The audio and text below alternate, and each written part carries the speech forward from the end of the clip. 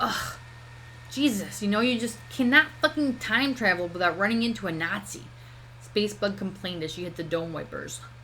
Thin metallic bars emitting green energy fields passed over the helm dome projection optic sensors. The bits of Crave's German and his low-tech life-sustaining jetpack spacesuit were burned away in around 2 seconds, revealing the fluctuating time current to a very frustrated pilot. I hate navigating through this shit, she spat to her co-pilot, pulling on her goggles that were already plugged in and glowing red on her forehead. Happy blinked once, disconnected from the computer for the first time since they entered the vortex. The white digital output over his eyes cleared to black. He lowered his gaze to the trio icons around where he was sitting and assessed a string of commands into the flight controls. The ship veered left in a crescent pattern, around a stasis field that could have easily incinerated the entire front of the ship.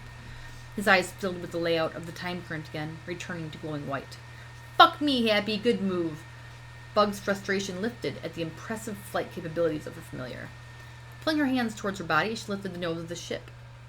Rotating the third and fourth fingers of her right hand, the ship's target centered a little more on the trio projection of their surroundings. Micro, Miller, you're being awfully quiet back there. Everything still okay? They are beginning to have difficulty stabilizing the vortex. The closer we come to our target point, the denser the time surrounding us becomes. It's almost as though the wave brain does not want us to make it to that point. Adrenochrome's report chimed into her ear. Static, run a check for any other timelines available for jump. I'll pull away from the center a little bit so you guys can catch your breath. We have 28 seconds to formulate a plan. Carbine? As she finished, Bug lifted her arm up to shoulder level and made a fist. The target point wavered and stopped, a little closer to the outer rim of the dome projection. Carbine spoke directly to Bug's receptor. My suggestion would be getting into that hole as fast as you can. No alternative timelines available for jump, Captain, Static reported.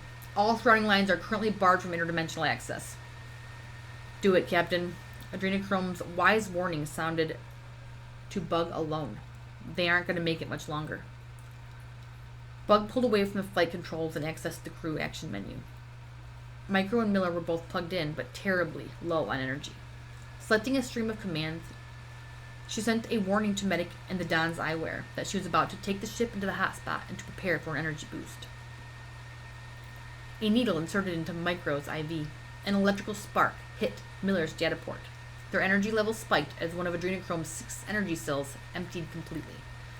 Bug hit the full manual drive icon. An energy field opened up around her, lifting her into the air. She was one with the ship's flight controls. She was the only one controlling their movements. She gazed into the space before her, surrounding her ship's body. She looked into the destination, aligning the ship's trajectory with their goal. The black portal exit was now all that she could see. She'd have to feel her way through the current not to hit anything that would permanently impair the ship's resources. Pressure remains stable. Ship's structural integrity remains at 100%. Adrenochrome now reporting to Happy, second in command. She has aligned fissure with the portal, and we are beginning to close the distance between us and the goal. Pressure is anticipated to damage the ship in 10 seconds. Happy responded by saying a curse to the gods if he didn't make it out of this all right, and dropping the gravity all over fissure to 0 Gs. Bug accelerated. Fuel burned off at a visible rate. The ship was going nearly max speed. Micro and Miller were back in control. The energy boost was more than they'd started with, but not more than they'd need. They held the time wave open, allowing their existence inside of it. Bug did not move at all, but the ship complied with her will, spiraling and twisting past objects. They'd passed the point of no return. The ship tossed and turned so erratically that even in the zero gravity, the movements could be felt. Spacebug, where did you learn to fly? Carbine chuckled to himself. Obviously, it was before this point in time. Carbine was monitoring the engine's structural integrity. One of the lower left engine fuses was beginning to melt down. Bird, how much longer till she gets us in? He sent Happy a transmission.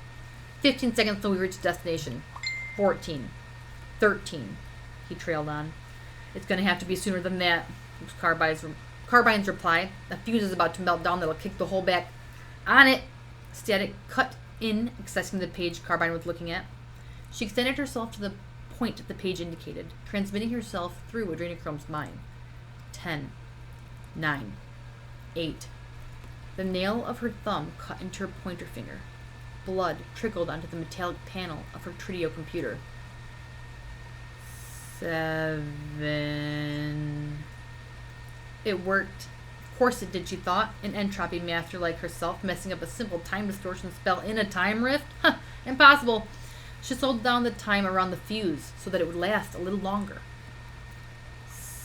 6. Sparks flew in Static's face, severing her spell from the fuse. The blood from her thumb had damaged her trio equipment, making it impossible for her to access the location of the fuse again. 5. Fuck, Carbine swore as the fuse exploded. Lower left acceleration panel shutting down, Adrenochrome reported, scrolling across Bug's visual sensor. 4, Happy continued as the ship jumped. Nose dropped and slowing down dramatically.